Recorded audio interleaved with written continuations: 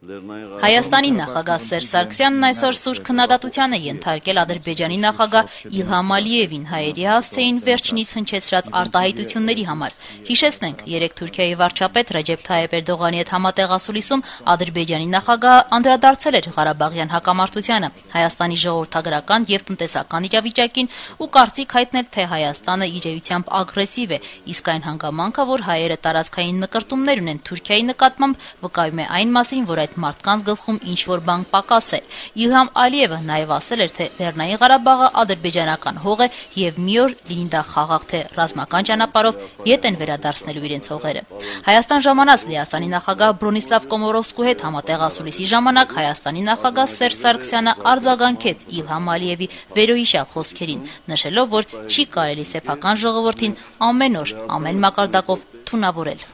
Չգիտեմ, դուք հետևել եք օրինակ երեք միջազգային լրահոսին։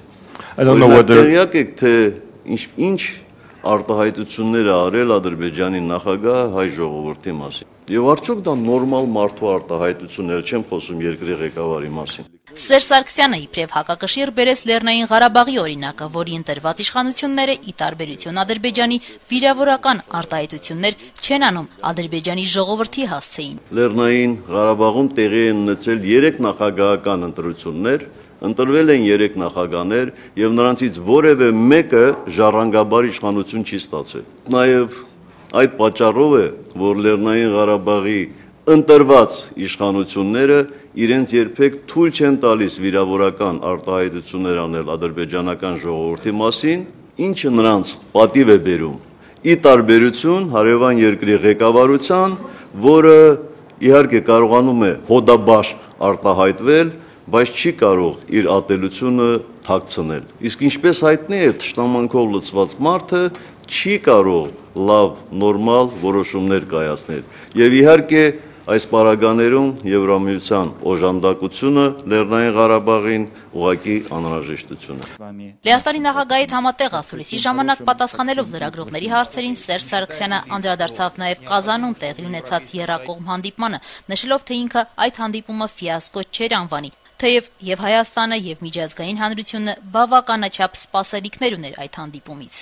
Տեղի ունեցավ այն, ինչ որ պիտի տեղի ունենար եւ ինչի մասին ես խոսեցի Եվրոպայի խորհրդի խորհրդարանական վերաժողովում։ Խոսքս առաջին հերթին համապատասխան մթնոլորտի բացակայության մասին է։ Եվ առաջին հերթին այդ մթնոլորտը պետք է բարելավվի։